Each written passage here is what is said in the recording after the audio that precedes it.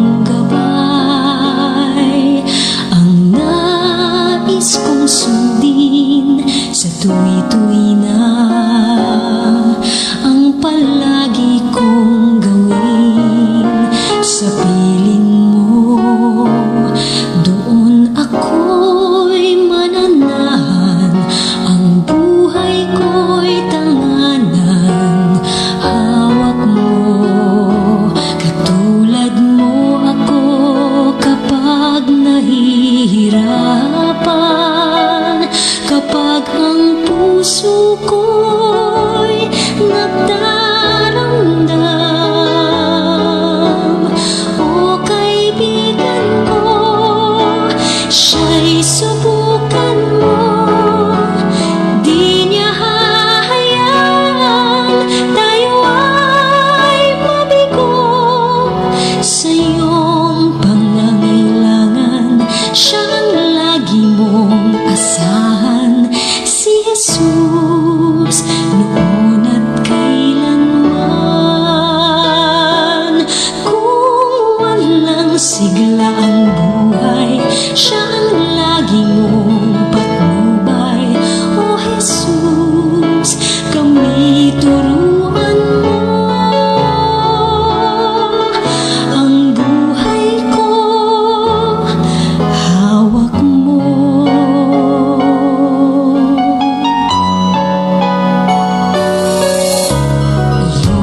Okay, good evening everyone.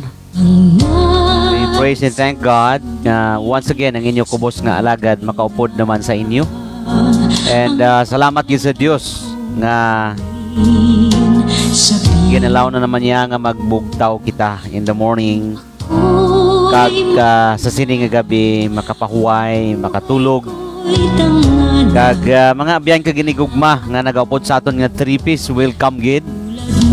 And I think shall I say bugay lang gid sa Ginoo, grasya lang gid sa Ginoo na makaupdanay kita sa sini nga gabi.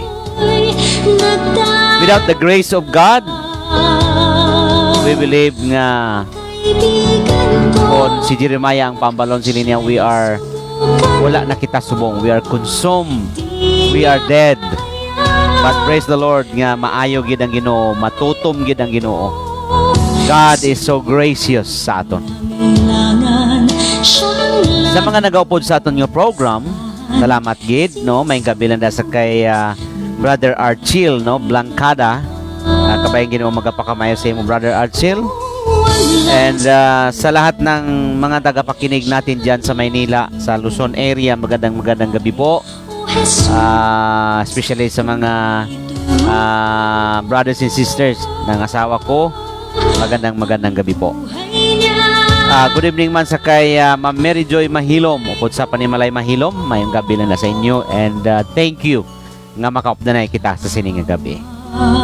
Good evening sa kay Manang Grace Albaniestario, upod kay Manong Rudy. I do not know kung nakapanyapon na kamo, pero mayang lang da nga pagpanyapon, ano? Maybe some of you sa sining nga gabi naga-ready para nga magpanyapon, nagatigang, naga-travel, or maybe some of you iba nagapanghimagas na or naga-dessert na. I do not know what you are doing right now, pero salamat gid sa Ginoo nga makaupdanay kita. Good evening sa kay Manang Cleonor Rivera. Once again, belated happy birthday sa kay Nanay Tilde.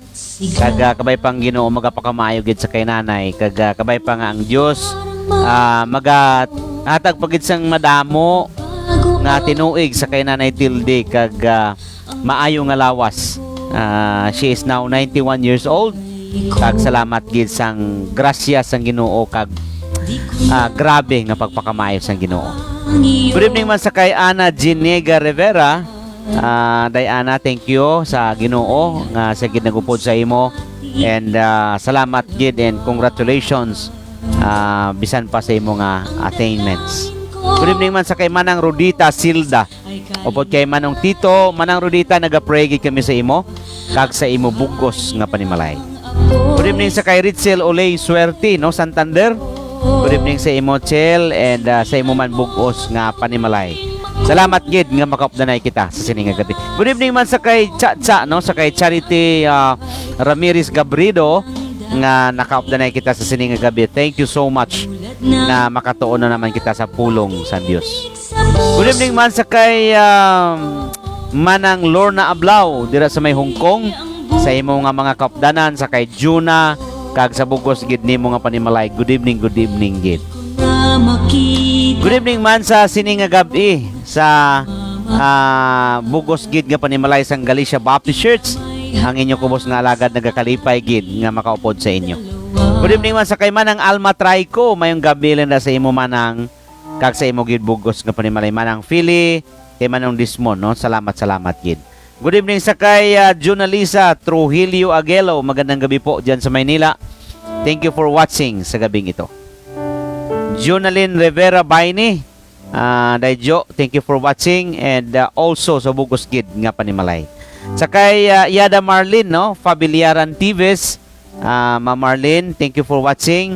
Kumusta lang da? Kag kabay pang Ginoo magapakamayo sa inyo, sa kay Iyado, kag sa bugos gid nga panimalay.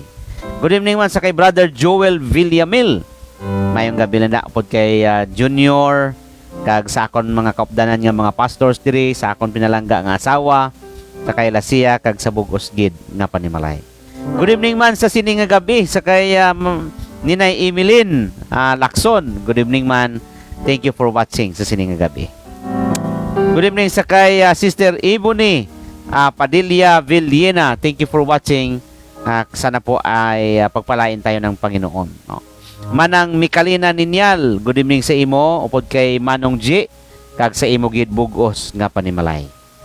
Gladys Mamigo Kabutan, Sis Gladys, thank you for watching. Kabayang Ginoo magapakamayo sa imo.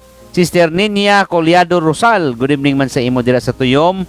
And also sa kay Nang Roda de los Reyes, good evening gid, kay nakaupdanay kita sa sining nga gabi.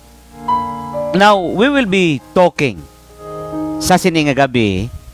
Ginbutang naton nga caption, ang title kag topiko nga aton nga pagatunan is all about God is close to the brokenhearted. Now, pila sa aton sa sining nga gabi nga naka-eksperyensya sang damo nga mga brokenness, mga sakit, no, sa balatyagon, mga pagpilas sang aton nga tagipusoon, that it seems sometimes kon kita palantaon daw makasiling kita nga daw hindi naton kaya. Kon kita ang palantaon daw it seems that we are forgotten by God. And sometimes we think of this nga daw hindi na naton malampuasan ini, hindi naton ma-overcome ang brokenness that we have. Pero sa sining nga gabi, luyag na akong dalon sa inyo ang Psalm 34 verse 18, kag kabay pang ang Ginoo pakamaayo sa aton, kag basahon nakon sundalan ninyo palihog. Nagasiling, the Lord is near to the brokenhearted and saves the crushed in spirit. Now, may pila ka mga bagay nga i-explain nakon diri, pero isa-isa ho naton na anay. When we say the Lord is near to the broken-hearted, ambot sing ganun siniabyan kaginigugma, there were times sa aton nga kabuhi nga may ara kita balatyagon that it seems we are abandoned by God. Daw ginsikway ka na bala sang Diyos. Sometimes nabatyagan naton that it seems that God is so far away. Ang aton nga Ginoo daw kalayo gidhaw. And sometimes we felt that our God is not listening to us. Daw wala giyaga pamati sa aton. You know, abyan kag mga hinigugma, ini nga bersikulo is the great or isa kadako nga encouragement for us. Abyan kag hinigugma nga ang aton gali nga Ginoo hindi layo sa aton. Ang aton gali nga Dios wala kita niya ginpabayaan, and at the same time ang aton gali nga Dios abyan kag hinigugma wala nagapabungol sa aton kag hindi siya malayo sa aton. Kaya kaklaro sa iya ginambal nga siling niya, the Lord is near to the brokenhearted and saves the crushed in spirit. Sa grabe man na ang kabuong, grabe man ang kapilas, grabe man ang aton nga na-experience. You know what? Hambal diri sang writer nga si David, siling niya, nagaluwas ang Diyos sa aton sa tanan who are in the crushed in spirit. So, amo ini, i-plaster naton sa aton nga pagtuon sa sining nga gabi that God is close to the broken. Ano man ang mga brokenness that you have right now, nga gina-experience nimo right now, tandaan gid nimo nga ang Ginoo lapit sa imo, ang Ginoo hindi malayo sa imo, ang Ginoo wala niya ikaw ginpabayan, ang Ginoo wala nagapabungol-bungol sa imo. Na-notice ina sang Ginoo. Abyan ka ginigugma, aton lang man kung kaisa balatyagon.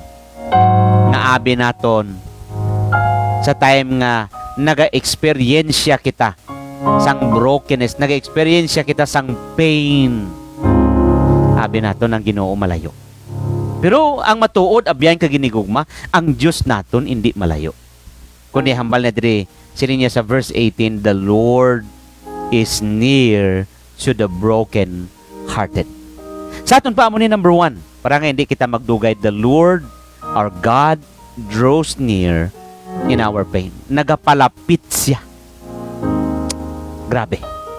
Amo na ang aton nga Ginoo, amo na ang aton nga Dios, brothers and sisters, and always put in mind nga ang Ginoo naton is not so distant. He is so near, especially when we experience pain. Kung gina-experience naton ang kasakit. God is not distant when we suffer. He moves closer. He moves closer. Ara lang sada. Kabalo ka mo when we say or when we talk about broken-hearted, ibutang ni naton sa aton tagipusoon ka pangunahuna, is that the word broken-hearted refers to deep emotional pain. Grabe ang imo nga kasubo. May mga kadulaan or ara bala sa time that you are in your lowest moments in life. Pero kanami gali no, abyan ka ginigugma that God's presence is most intimate and He is close. Ilabi na gid sa mga eksperyensya naton sa kabuhi nga it seems makasiling kita nga ang Ginoo daw wala man niya nagapaki sa aton. Pero ang Ginoo gali abyan ka ginigugma, in our lowest moments God's presence is so intimate. Sa time gali bala nga ara kita nag-experience sa grabe nga kasubo, sa grabe nga kabudlayan, sa grabe nga pagantos, ang aton gali nga Ginoo, ang iya nga presensya nagalapit pagid nga nagalapit. Kay abyan ka ginigugma, hindi ini naton niya ma-do away, hindi naton iniya ang balon ta ikaw sa sining nga gabi, hindi naton ini ma-neglect nga kamatuoran. Ini nga kamatuoran nga iya ginambal, God is near to the brokenness, to the broken-hearted. Sa sining nga gabi, you may feel abandoned, but God is closer than ever. Mapatyagan naton kung kaisa no, sa aton balatyagon. Nang aton balatyagon, it seems like ang Ginoo gina-abandon niya ta, ginasikway niya ta. Pero ari galing promise niya ho. He is closer. Ang iya nga presensya sa aton malapit, ara siya sa aton. Amo na gani nga ano man ang mga experiences nga you have right now that it seems nga hindi mo na kaya because you are really broken. Abyan ka ginigugma, instead of running from Him, lean into His nearness, call unto Him, trust in Him. Saligi siya, palapit sa iya, pangayo, bulig sa iya. Kaya kamatuoran, abyan ka ginigugma, sakto ginang ginhambal sa madamo nga mga writers that no one is an island or no man is an island. Ang problema lang sa aton kung kaysa kay nahuya kita mangayo bulig. Nahuya kita manawag. Nahuya kita magpalapit sa Ginoo. Nahuya kita magsalig sa Ginoo. Kay may ara kita ya balatyagon ko isa inabilang ginatawag nga ang pagkabugalon. Nga daw hindi ko man kinanglan sila. Daw hindi ko man kinanglan ang Diyos. Hindi ko man kinanglan ang akon nga mga friends. Hindi ko man kinanglanon ang akon kilala. Hindi ko man kinanglanon ang akon nga pastor. Abyan ka ginigugma, I tell you, yes. Instead of running from God, let us trust and come to His nearness. Palapit kita sa iyaman nga pagpalapit sa aton. And of course, mangayo man kita bulig kag makadto man kita sa iban nga mga tao nga sa diin kinanglanon nato ng ilang nga pangamuyo. Kinanglanon nato ng ilang nga counsel. Kinanglanon nato ng ilang nga tabang. It is because no man is an island. Umuna nga number 2, kanami sa ginhambal ni David, sila niya, God saves the crushed in spirit. Inabalang daw nabatyagan mo nga daw dugmok ka na gid. Daw nahiwa-hiwa ka na gid daw. Wala ka na. You are nothing. Pero abyan ka ginigugma ang crushed in spirit digari. Ang iabot singanon nga, you are discouraged, you are spiritually drained, you are spiritually exhausted. Kanami bala nga ini nga verse nagahambal nga hindi lang ang Dios naga-comfort sa aton, but He rescues us. He lifts us up. Ang tanan nga mga burden, ang tanan nga mga broken, gina-comfort niya. Hindi lang nga gina-comfort niya, gina-rescue niya, gina-lift up niya. And that is the kind of God we have. That is why I would like to encourage you sa sining nga gabi. Malapit sa iya. Pangayo sa iya. Hindi magpalagyo. Because I tell you, brothers and sisters, once nga magpalagyo ikaw, once nga hindi ka magpalapit sa iya, then perdi ka. Pero pag once nga nagpalapit ka sa iya, nagpangayo ka bulig sa iya, utod, grabe bala ang aton nga Ginoo, grabe bala ang aton Diyos magbulig. Kakon magbulig siya, ang iya nga wisdom, ang iya nga capacity, ang iya nga ihibalo sa kung ano nga kahimtangan that we have right now, masabat niya. Matagaan niya sang solusyon. Why? Because kung aton malalantawon, God's salvation, it is includes emotional and spiritual restoration. Hindi lang gali ang Ginoo concern sang aton kalag spiritually, nga makabaton ta sa iya, nga makatuo ta sa iya, makainulsol ta sang aton mga sala, kag maangkon ta ang kaluwasan sa aton kalag, that we will be with Him forever and ever. He is also concerned sang aton emotional nga mga struggles. That's why if you are down, if you are discouraged, hambal niya diri, nagaluwas siya sa mga tao nga grabe ang discouragement. Nagaluwas siya sa mga tao nga grabe ang emotional nga mga struggles. Amo na diyang hambal ni David. Kaya nga aabyan ka ginigugma, hindi lang siya savior naton sa aton nga mga sala, sa aton nga kalag, but He is also the Savior for our sorrow, for our despair, for our discouragement. That's why sa sining nga gabi, ikatatlo nga point, then I will close with this. Brokenness is not rejection. It's an invitation to come to God. Sa time bala biyan ka ginigugma nga broken ka. Sa time bala abyan ka ginigugma nga discouraged ka. Sa time bala abyan mga hinigugma nga nagapamati sa sini nga gabi. Being broken-hearted doesn't mean God is displeased with you. Kay kung kaysa no, may mga balatyagon kita nga inabalang grabing problema ta, grabing brokenness naton, grabe ang pain nga aton nabatyagan. May mga balatyagon man ta kung kaysa nga ano man, ang Ginoo daw wala na hamuot sa akon. Ang Ginoo ano man, hindi ani ako palangga. Ano man ang Ginoo, nalipatanan niya ako. Ang Ginoo bala wala nahamuot sa akon nga kabuhi. Abyan kay ginigugma, sometimes brokenness, take note of this. Sometimes brokenness is the very place where God's love meets us clearly. Sulito na kon. Sometimes brokenness is the very place where God's love meets us most clearly. Sa aton pa sa simple nga panguna-una amo ni.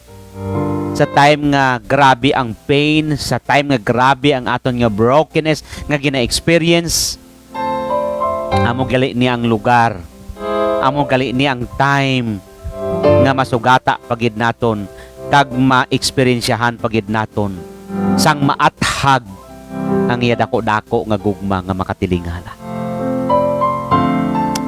In times of brokenness, ma-experience pagid naton gali abyan kag ginigugma nga mapinalanggaon pagid mahigugmaon pagid gali ang aton nga Dios. Amo na nga kanami bala, I would like to encourage everyone nga sa times ang aton nga brokenness, sa times ang aton nga pain, sa times ang aton nga brokenness, let us not look for an explanation, but let us embrace and look for the presence of God. Aralan na lang presensya sa Diyos, ihakson naton, ibutang naton sa aton tagipusoon. Kaya ang kamatuoran na biyan kaginigugma, ara lang siya.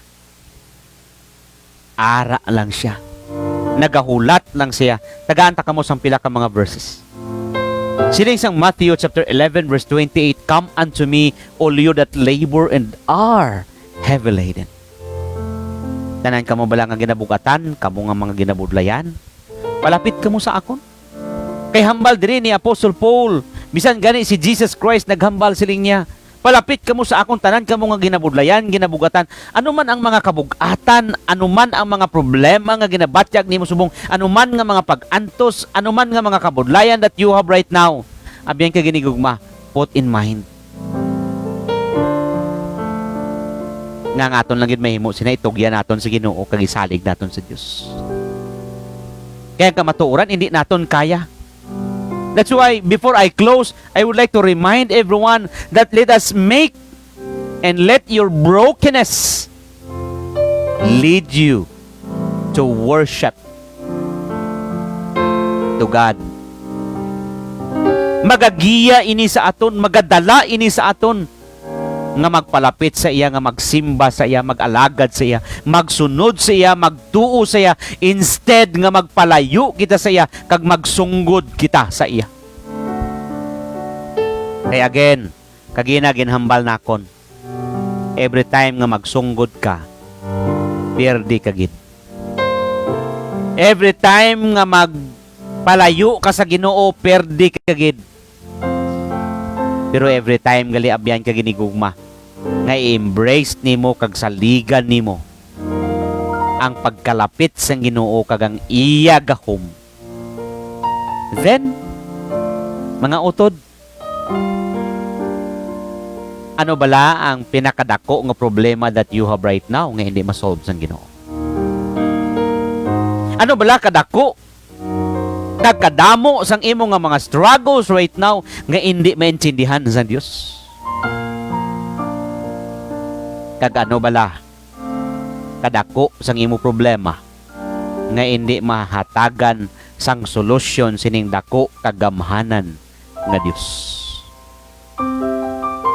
That's why for tonight, always put in mind, kag dapat i-encourage naton ang aton kaugalingon nga siling sang verse 18, God is near to the brokenhearted. God is more than willing to save for those who are crushed in spirit. Grabing imo pain, grabing imo suffering, grabing imo discouragement, palapit lang balas Ginoo. Pangayo lang bala bulig sa Ginoo. Because God is more than willing able nga magbulig sa imo. Man hambal ko kagina. Ano kadako, bisan ano pa kadako sang imo nga problema. Ano man kadalom sang imo nga brokenness. Kaya kag masarangan ina sang Dios nga ayuhon. Bisan ano man kadako sang imo pilas, nagpilas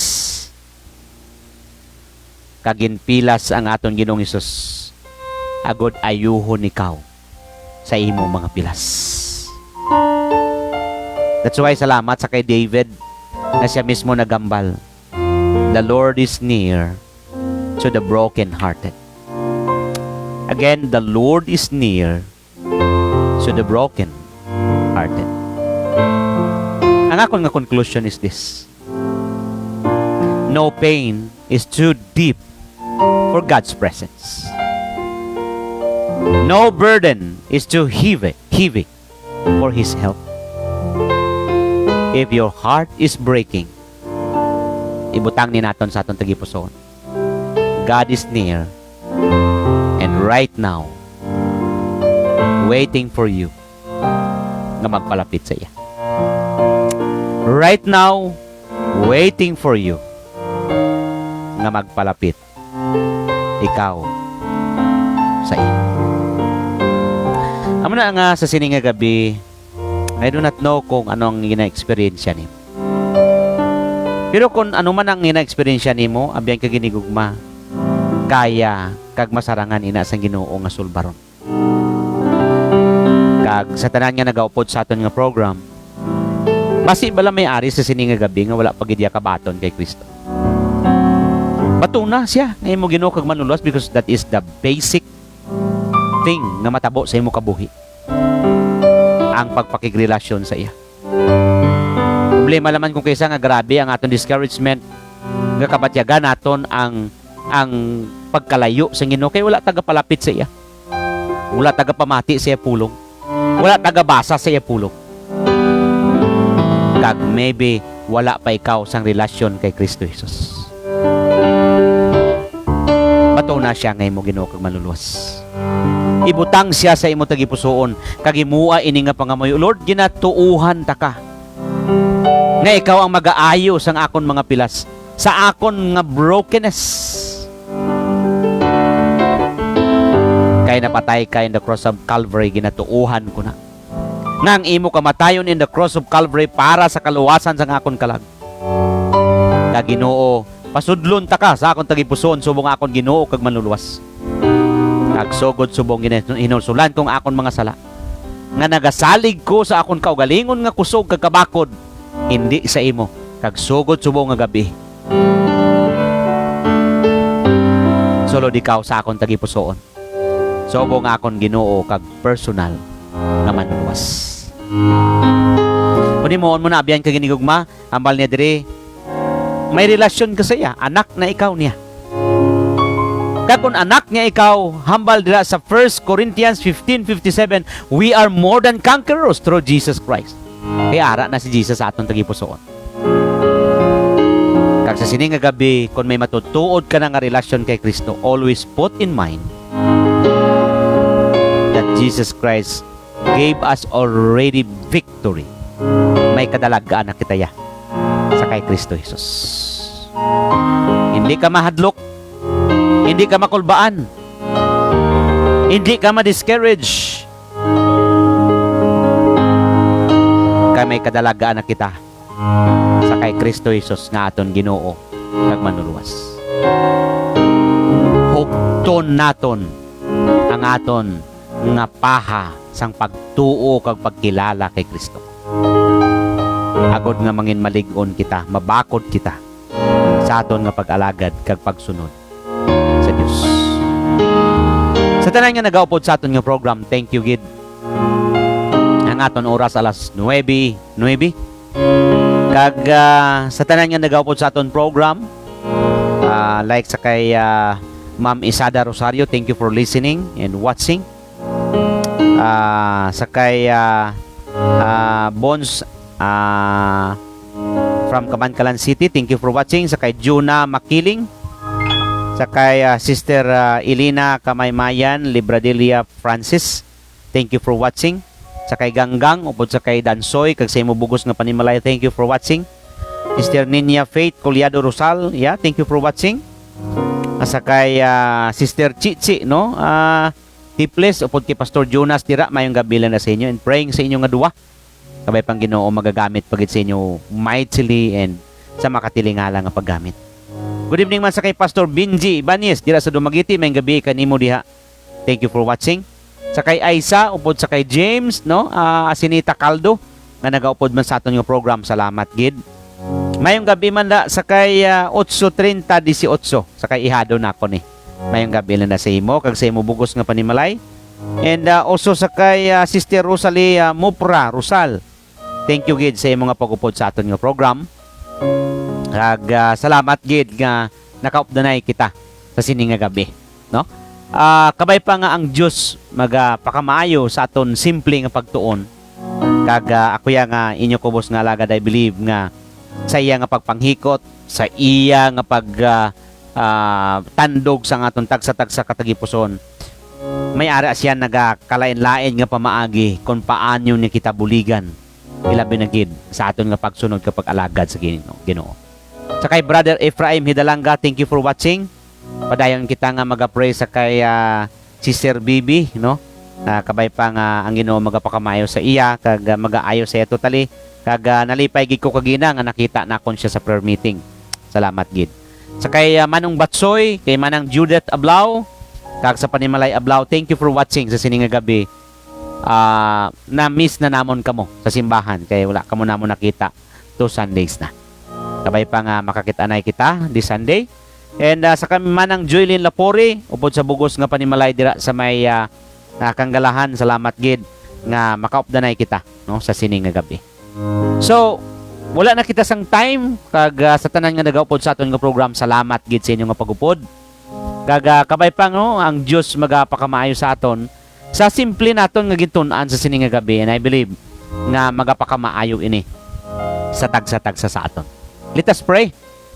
Lord, thank you nga sa sining nga gabi nakatuon kami sa imo pulong. Kag sa tanan nga nagaupod sa amon nga program, I pray nga ikaw magapanghikot in one way or another. Salamat Lord nga ang healing nga nagikan sa imo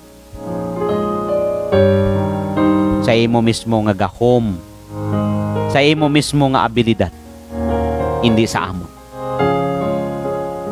Because we know, Father, that you are powerful and the God of impossibility. Salamat gid Lord. Nagapray ako sa tanan nga mga nagaupod sa amon nga program. Kalabanan diri Ginoo sa amon kag tanan kami may nagakalain-lain nga struggles, brokenness. Kung ano man ning Ginoo, kuhaa palihog. Tanduga palihog. Kag kun ari ini Ginoo sa amon, kung may ari diri nga nagabatsyag sini, ayuha siya. Kag kuhaa amay. Paagi sa imo gahom, sa imo makatilingala nga grasya.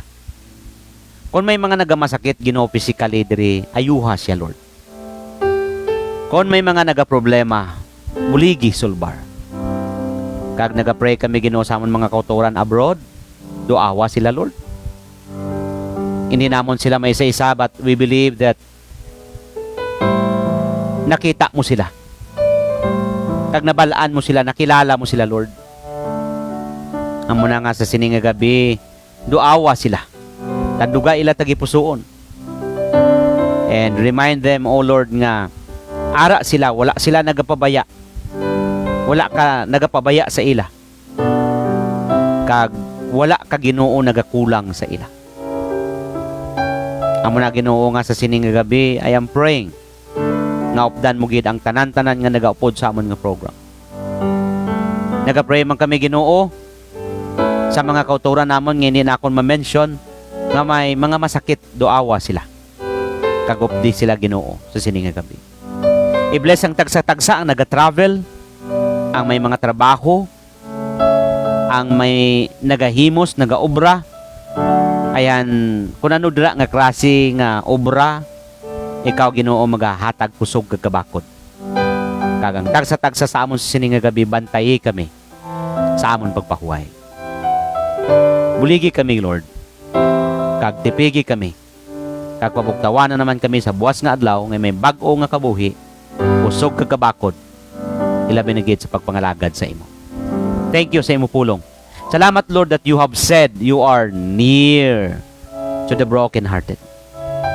And you are able to save for those who are in crushed in spirit. Salamat Lord, kay nagaluwas ka. Kag malapit ka. Hindi lang nga nagapalapit ka Ginoo, nagaluwas ka sa amon, nagasolve ka sa amon problema. Salamat Lord kay amo kasi na. Palangga nimo kami. Sabta kami sa amon pangamuyo. Saad nimo ni ginakapta namon ini Lord. Nagkabay pang ikaw mag-bless sa tagsa-tagsa sa amon.